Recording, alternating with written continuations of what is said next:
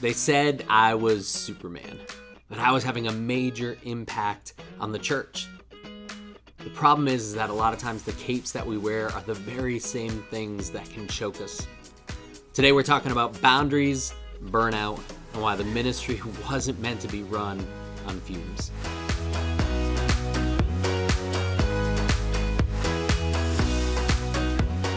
Now let me be clear up front. I myself have never hit the point of a full-on burnout, but I've experienced a lot of the symptoms. That slow soul leak, the blurring of boundary lines, and the desire and hunger to always be the hero. For me, it actually started when I was interning at my church that I grew up in. We had a busy summer doing lots and lots of work, and I was just on top of it. I was single, I worked full time, but I loved doing ministry stuff. And I remember we just flew through that summer doing project after project after project. And then it came to the end, and my youth pastor was standing up in front of the church sharing about the different people that I poured into this summer. And suddenly there was my name on the screen. My name, my photo, and he had me superimposed over a Superman body. And it basically said, Josh, Superman. And it had a list of everything that I did over the last 2 weeks. And believe me, it was a lot of stuff that I did. I saw that, and something sparked within me. Now, nothing against what my youth pastor did. I mean, all he was doing was affirming the leaders that poured out. But in that moment, as I started to hear the applause raise up and saw people look at me and give me a smile and saw my name on the screen, I thought, well, this is it. This is awesome. Like, this is ministry. I suddenly felt myself being affirmed and lifted up, encouraged. I saw the praise of people, and I wanted more. So I kept on doing that. Kept on wanting to be needed. Kept on doing more and more. Kept on holding things together and going above and beyond my job or job description. Again, that's not a bad thing, but like anything, it kicked in my body like a drug. And like any drug, you needed more and more of it, and to push harder and harder, and to do more and more work for the adoration, for the praise, for that feeling of that first hit. So I said yes again and again. I picked up the slack, I covered gaps, fixed problems I didn't create, and the church praised me for it. And then as I got older and out of the single life and got married, I still continued with it. I said yes again and again. I picked up slack. I fixed problems that I didn't create, and the church praised me for it. And then when I had my first kid, I continued to say yes again and again. I picked up slack. I fixed problems that I didn't create, and the church praised me for it. And then I had my second kid. And then, as I had my second kid, I said yes again and again. I picked up slack, I covered gaps, I fixed problems I didn't create, and the church praised me for it over and over. And like any drug, it fueled me. It filled me. It made me feel alive. But what I didn't realize is that I was slowly deteriorating inside, because the truth is you can't give 100% to everything and everyone. And so there is always going to be a lack. There's always going to be one that's getting 75% and the other that is getting 25%. And so while I pushed in the ministry and blurred those boundary lines, others suffered for it. In episode 2, we talked about the problems when it comes to a church culture that praises the overwork, praises those and encourages those to continue to lay everything down on the line for the sake of not the ministry, but for the church and for the brand. But today I want to go a bit deeper than this, because the problem isn't just crossing a boundary line, going a little bit further, just one more late night. No, burnout isn't just collapsing on the ground. A lot of times that's what we think of, or someone just completely breaking in front of everyone. See, I think burnout is a lot deeper than that, and most importantly, it starts a whole lot earlier than that. See, burnout is about becoming vulnerable, deeply vulnerable. And I think a lot of what we're seeing in the church exposure right now is because of burnout and because there were lines and boundaries that were crossed a long time ago. And what starts off as a simple line crossing for something small, like a little bit of extra time or a little bit more of sacrificing my family, ends up becoming a larger problem and a larger problem until we're blurring and crossing so many boundary lines that we've lost all sake of integrity. I think the problem lies with 5 main areas that we have to be careful of, that boundaries that we have to make sure that we are controlling and keeping in line. And if we're not, it can lead to us spiraling out. Those are the boundaries that are mentally, emotionally, spiritually, physically, and relationally. When boundaries blur, especially in our ministry, it's not long before other lines start getting crossed. So let's take a deep dive. Let's look at the problem that lies within these boundaries and how many times we can cross them and the problems that lead to us crossing those lines. Sure, it starts small, but then it can just spiral from there. The first one, the mental boundaries. I know for me, I started to build my entire identity on what I was doing for the ministry, on how many things that I was juggling, on how many times I was called up for meetings that weren't within my job description because of how much they needed me and how much they wanted me and how much I was bringing to the team. And this lie began to form in my head that my value is equal to how much the ministry actually needs me. More ministry equals more value. And so I continued to work harder and I continued to do more and I became very good at it and I received lots of praise and lots of adoration and lots of affirmation. People were thrilled with the events that I was doing and all that kind of stuff. But the problem is that I was building my entire identity, not on Christ, but on what I was doing as a pastor. And the problem is no matter how good you are at that, eventually the praise will grow smaller. Eventually, the applause will die down. And when that happened for me, I wasn't just feeling tired. I felt lost.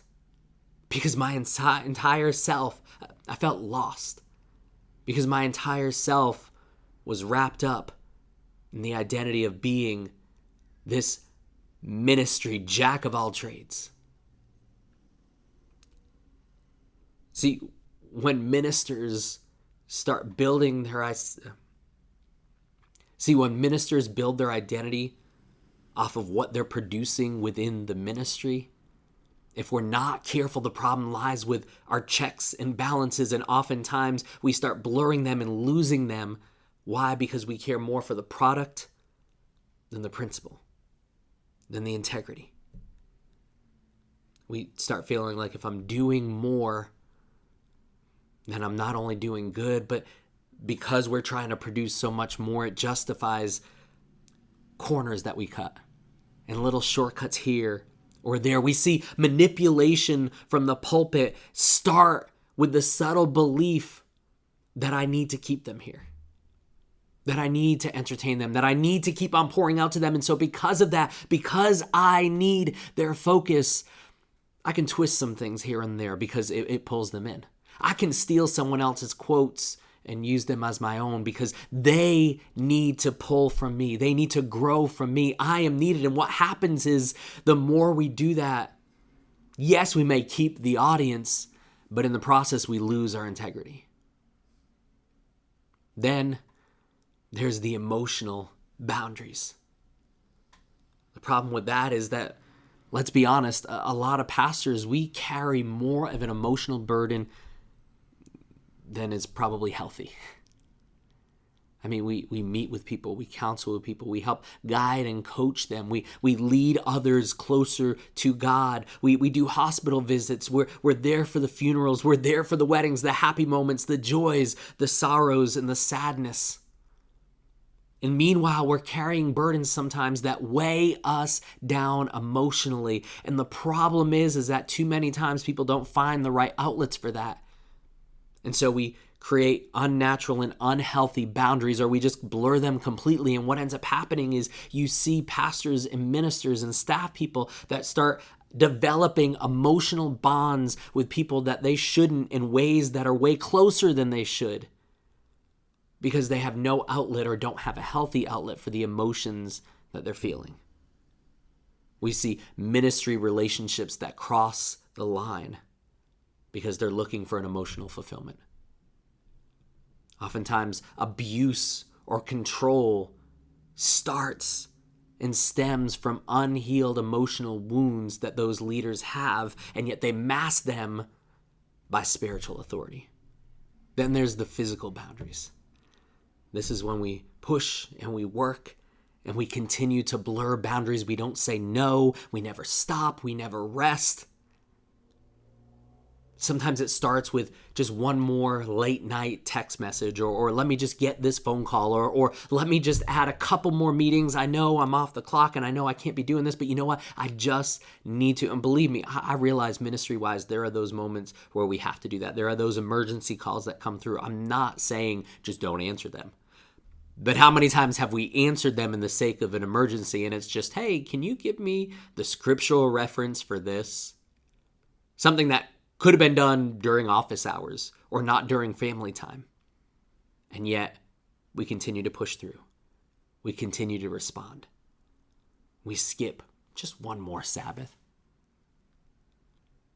See, the danger of physical depletion isn't just that we feel drained. The truth is, I don't know about you guys, but the more drained I feel physically, the more it affects my everyday attitude and my thought process.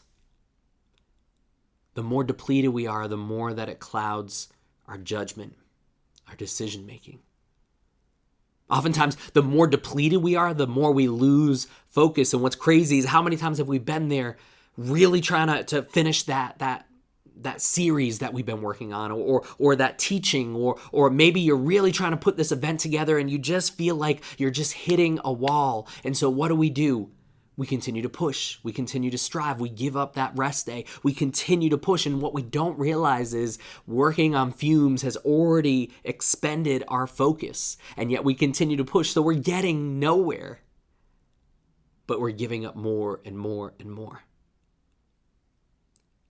See, one of the things that I found when it comes to that physical depletion, when we don't have good physical boundary lines, is that not only do we end up feeling empty, but we expose ourselves to the attack of the world, and most importantly, to the attacks of the enemy. We allow ourselves to become more and more vulnerable, and so we open ourselves to temptation. We open ourselves to shortcuts.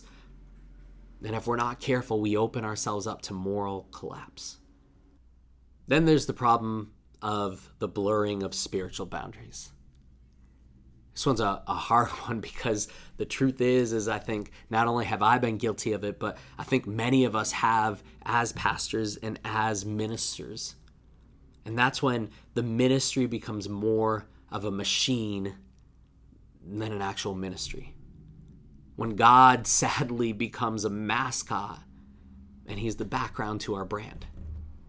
I know that sounds very pointed, but how many times have we done that? How many times have we experienced that in our life where we're chugging along ministry-wise and we don't even realize that God isn't even a part of it? I think of like Samson and how he grew so used to being filled with God and seeing that amazing strength happen that when he finally reached for it, he didn't realize that God wasn't there.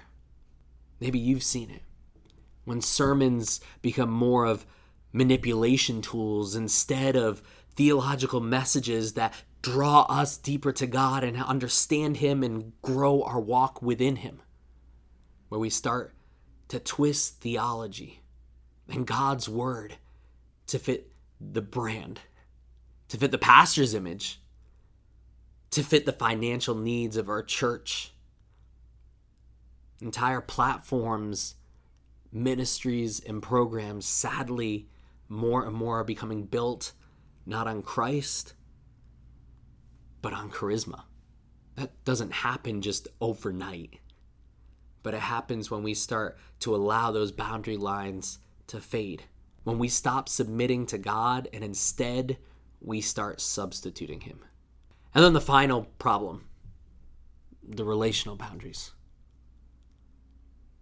Relational blurred boundaries show up when the family is the last to be supported, the last to be poured into. See, oftentimes we give the ministry the best of us, and our wife, our spouse, our kids, they get the rest of us. And oftentimes that rest of us is not a whole lot. Now, I'll be honest, I've dealt with this problem in my years of the ministry, and we're actually going to be talking about this deeper in another episode coming up. But that boundary line is so important, because what happens is, if we're not careful in how we deal with our relationships and how we deal with those boundaries relationally, we start to become pastors that isolate ourselves. Friendship as a pastor sometimes is a very difficult thing, but it becomes even more harder when we're not careful about those boundary lines. And so we start to push friendships away. Our team feels alone, abandoned. Sometimes relational boundaries aren't taught, they aren't honored, and most importantly, they aren't modeled.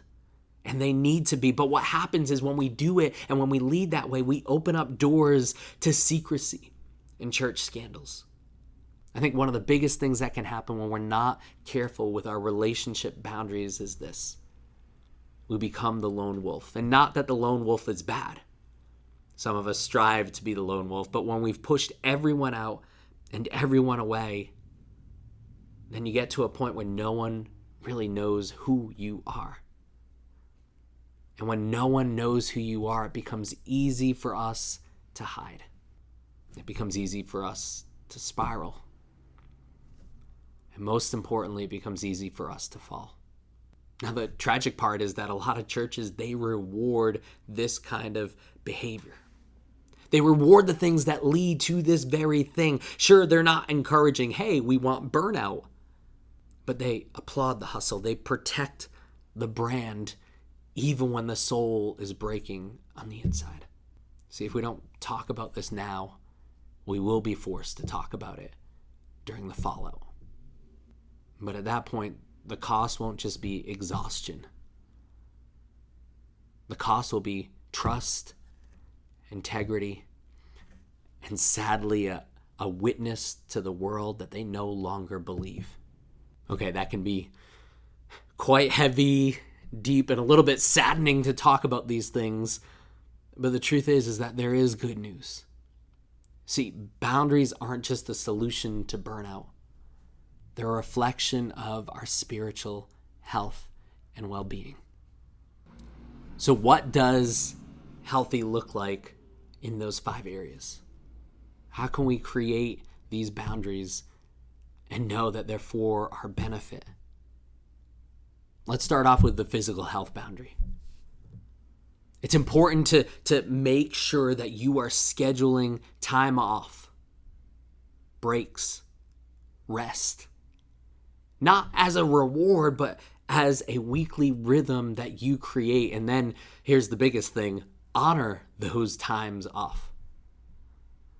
You are doing no one any good by working 100 hours a week and by pushing yourself 7 days a week. As I said, when we start to lose focus and we feel that depletion, sometimes there's this lie that creeps in to just keep on pushing, but in the end, it's kind of like a car in a rut. The more you rev that engine, the more you spin those wheels, the deeper and deeper down you go. Sometimes you need to take a step away. Sometimes you need other help. Sometimes you need just a break in order to feel that rejuvenation and to get that focus back. Realize rest isn't a retreat for the faithful. Rest is something that we all need to live in and we all desperately need.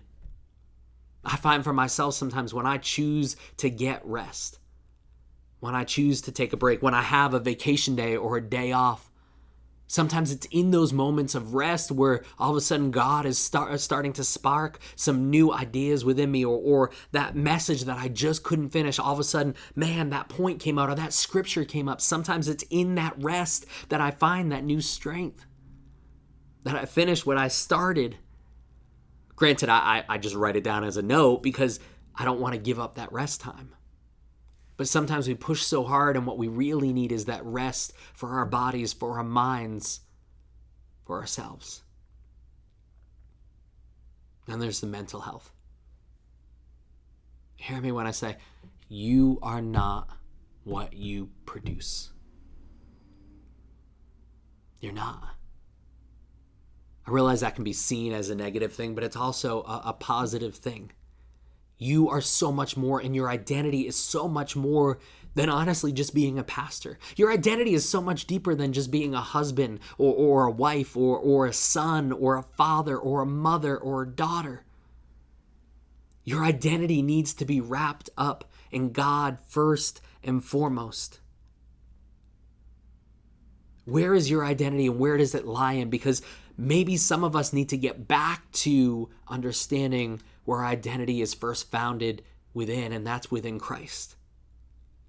Remembering that we're his beloved first. Also realize saying no is a good practice to start. Repeat after me. No. I'm not saying say no to everything, but it's important to start for your mental sake saying no to certain things when you know you're carrying and juggling much more than you can handle. Then there's the spiritual health. What are good boundaries there? Let's start with our Sabbath. Sabbath is obedience, it's not indulgence. That falls along the lines of rest, but realize that's also honoring God and the breaks that he set up for us all the way back at the beginning of time. But then also, are we choosing to listen, and I mean really listen to God? Not just work for him. How many times do we do that as pastors? We spend so much time in the Word. We spend so much time dissecting it. If I'm writing a message, I've got all the different commentaries and the lexicons and all the cross-references, and I'm diving through the scriptures, and this one lines up here, this one lines up here, and I can spend 4 to 80 hours a week writing a message or writing a whole series. And yet, when I walk away from that week, how much of that time in God's Word was spent on me, on my growth, and my walk? See, as pastors, we're spending so much time in the Word for others, but are we actually doing it for ourselves? And most importantly, are we actually allowing God a chance to speak to us? And if he is, are we even giving him the opportunity to do that? Meaning, are we listening to him? Nothing's better than God speak to me and then just walking away or getting distracted by something else. Are we allowing God to speak to us, and are we truly listening to him? Start setting up that boundary of saying, God, I'm going to sit here for a couple of minutes and I'm just going to wait on you. I'm just going to listen to you. God, speak to me. Another healthy thing is to really sit and ask yourself, is the pace that I'm putting out in the ministry reflective of trust in God, or my anxiety in myself, and my anxiety in the world? Then there's the emotional boundaries. Leaders, we need a safe space to be able to process the grief, the joy, the pain, the hurt, the emotions that we are carrying. Why? Because we carry far too much than we should, and oftentimes we just bottle it up, we press it down, we push through, and the problem is that anything under pressure is eventually going to blow out. So we need to find those off-ramps, those moments, those places, those people that we can share our heart, our burden. We can process those things. And also we need to be able to process them to God. A lot of us, we feel like emotional honesty is a weakness, but it's not.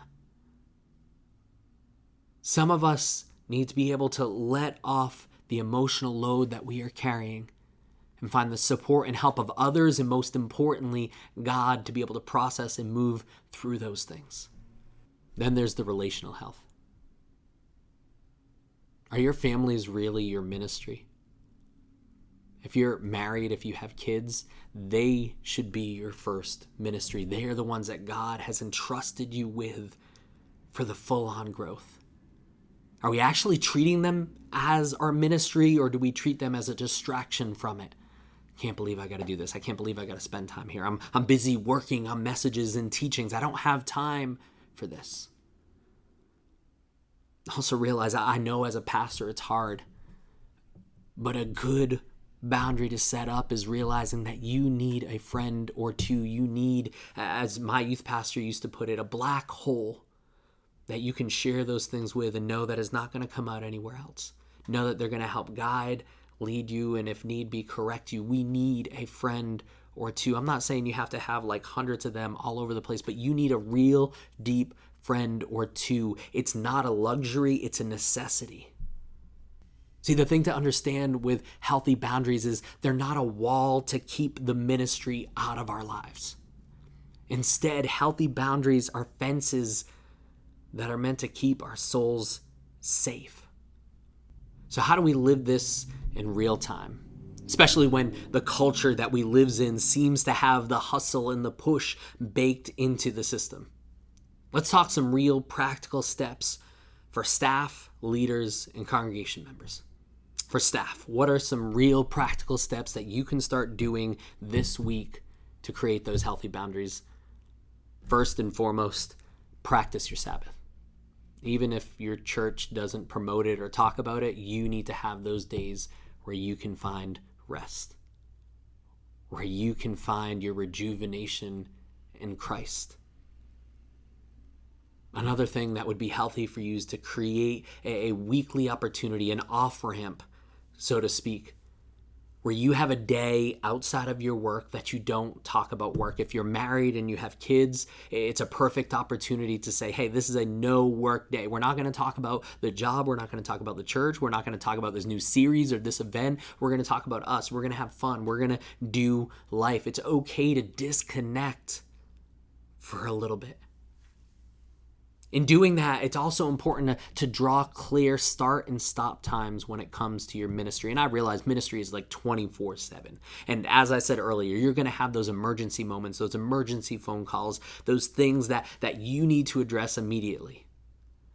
But you also need to be able to weigh out what is something that I need to deal with right now and what is something that needs me at a later time.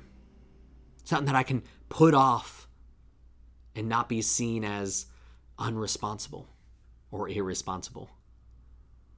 We need to have those clear start and stop times and then honor those start and stop times. Another thing you could be doing is making sure that you're really connecting with God. As we talked about in that last section, if we're truly ministers of God, we need to make sure we are connecting with Him personally. Because the truth is that if I'm not growing with God, all I'm doing is skimming the surface. And all I'm feeding people is that skimming of the surface. If you really want to give people the deep stuff and have them really grow in their walk, we need to make sure that we are doing the same. Another action step you can take is to say no, even when it's something that you want to do.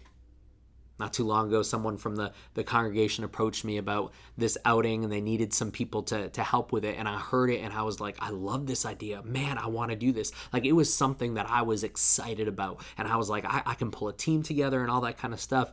But I was also coming off of summer camp, a whole week away from my family, working with our students. And then I knew the very next week I had a bunch of other stuff that I had to do ministry-wise. And I realized that this event was going to take place during my Sabbath with my family time. And as much as I wanted to do it, I had to value my family and I had to say no. Realize even if it's something that you're excited about, even if it's something that you want to do, it's okay to say no to. It's healthy sometimes to say no to. For our lead pastors, what are some action steps that you can take to start changing the culture of your church? Start honoring staff when they are taking their rests, when they are taking their breaks and their Sabbaths. Publicly honor them. I don't mean make it like a whole big show, but if someone asks, hey, where's Josh? Hey, Josh just had a huge week. He was doing XYZ for the youth ministry. You should see what the youth are doing, what the students are doing. We want to make sure we don't burn him out. We're letting him have a day with his family because his family is important. Well, where's so-and-so? Well, what's happening here and here? Hey, we want to make sure our leaders pour into you with all the strength that they have. And so because of that, it's important for them to find rest, to find relaxation, to have those moments where they reconnect with God. And you know what? That's an awesome thing. Pray for them during this time. Make it a public thing where we honor those staff that are taking that Sabbath, taking that rest. And when we do that, do you know what it does? It encourages more to do that. What about this? Ask how your soul is. Have you ever thought about doing that with your team? I know it's like a really weird question to ask, but sometimes it's asking those deep questions that really exposes what's going on in the heart of our team. How's your soul today? How's your soul this week? And then create spaces for your team to rest, to relax, and recharge. So that when you ask them how their soul is, it's not just a question that we throw out there and they're like, I'm falling apart. Good, that's good. Okay, continuing on with the agenda. But create those spaces and those places where they can rest, recharge, and relax. Another one that's important for us to do as leads is to treat our staff's families as an investment within the ministry and not free labor. Do you realize when you are pouring into your pastor's spouses, when you're pouring into your pastor's kids that are on your team, you are investing in them? When I have pastors that have and bosses that have done great things for my family, great things for my girls, man, it just revved me up and gave me more energy, encouraged me because my family was being loved by the church. Sometimes our staff families are the last to be loved by the church.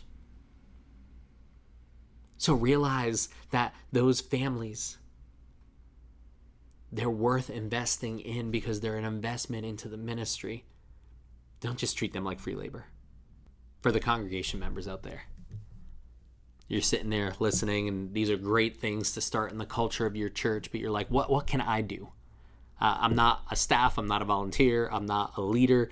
I'm just someone that's listening to the podcast, and I want to know how I can help keep my pastors from burnout. I would say don't idolize the busyness of your leaders. If you see that they're being stretched thin, sometimes you can see it in their eyes. Offer support. Offer prayers. Say, hey, do you need a break? In fact, maybe that's even a bigger thing that you can do is offer practical support.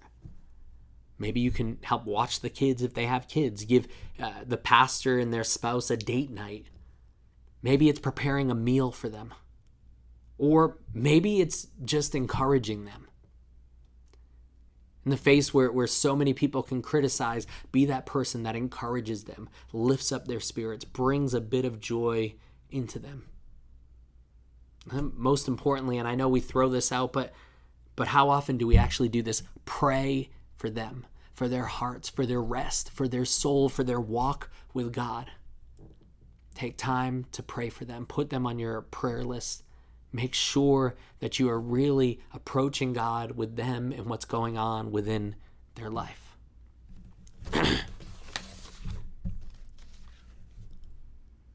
Boundaries are key, and they're huge, and they are so important.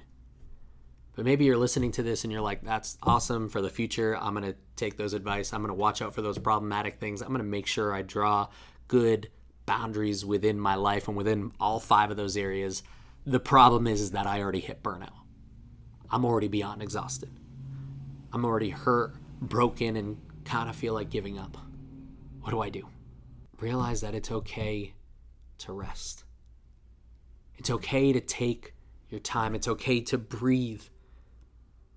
Most importantly, it's okay to step back for a moment and gather yourself.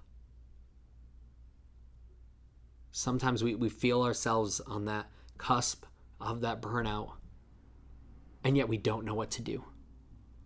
Start with just pausing, stepping back, even just spiritually and emotionally stepping back and saying, okay, is the direction I'm going with this going to be healthy for me, my church, and my family?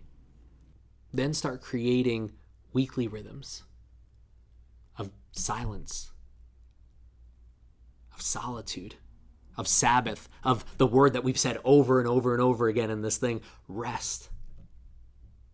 For us that we push and we go, it's going to feel awkward. It's going to feel weird.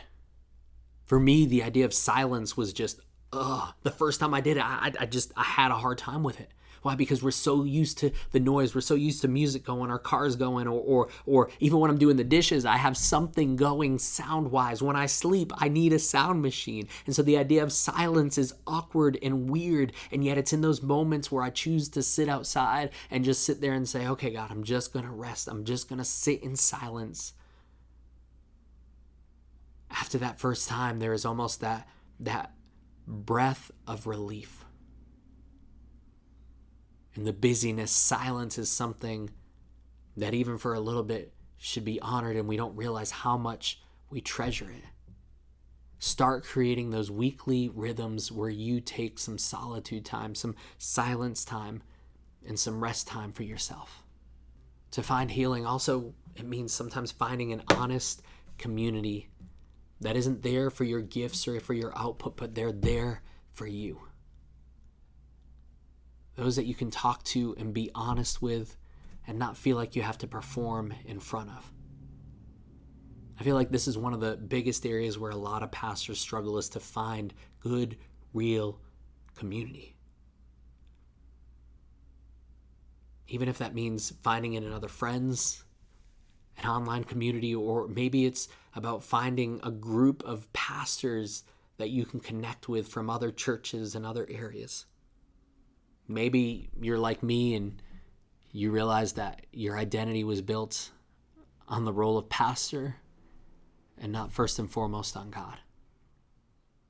And so, like I had to do, we need to relearn our identity and where it lies first and foremost. And the truth is that sometimes when we start unpacking that, we realize how much we've piled on. Not only am I a pastor, but I'm a husband, I'm a son, I'm a father, I'm a provider, I'm this, that, or the other. And there's all these things, and those are all important. But we need to get back to the foundation of our identity, which is first and foremost in God alone, in Christ alone. Is your identity built on Him? You were His beloved before you did anything else.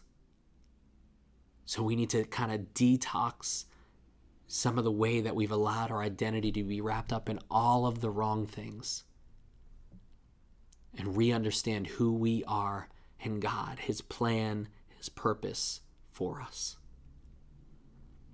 And then depending on what has happened within our relationship, within our community, within our family, it's important to start rebuilding that trust, rebuilding that community, rebuilding the family unit. And it starts with maybe being honest with them and saying, hey, I have not upheld my end of the bargain. You've been getting my leftovers, and I want to make sure you get the best. The scripture that I want to close with today comes from the book of Psalms. It's 127, verse 1. And it's read from the NIV today. And it's a very short verse, but we've probably heard this a ton of times. And it's, unless the Lord builds the house, the builders labor in vain. How many times have we pushed so hard for our ministries that we didn't even realize that God was no longer part of it? Are we building in vain? Because if He's not a part of it, if the church doesn't have Christ as the foundation and as the center of what the church is doing, then guess what? No matter how big we are, no matter how great and grand our program is, if Christ is not the center and the foundation of it, then our building is in vain. Let's get back to Christ being the center and the foundation of it and make sure that what we are building is founded on Him and not just on us. Ministry is a beautiful thing, but it's not meant to cost you your soul. Granted, there are sacrifices that we will have to make as being a Christian, and there are lines that we have to draw and what we're going to follow when it comes to the world and the culture and all that kind of stuff. But God never meant for you to lose your soul within ministry, and yet many of us have sacrificed our soul on the altar of ministry, and that's not the way that it was meant to be. So I hope as you listen to this, you felt a bit encouraged, you felt rejuvenated, you felt new life, and maybe you found that there are new boundaries that you need to draw. Maybe you see the problematic ones, and maybe you've started making those steps to blurring those lines, and you're like, I can't do that. I can't open myself and expose myself to that vulnerability. If that's the case, then that's great that you are realizing that, and that's the purpose of this podcast, to grow and to create healthy cultures, healthy ministries, and most importantly, healthy churches. So thanks for listening today.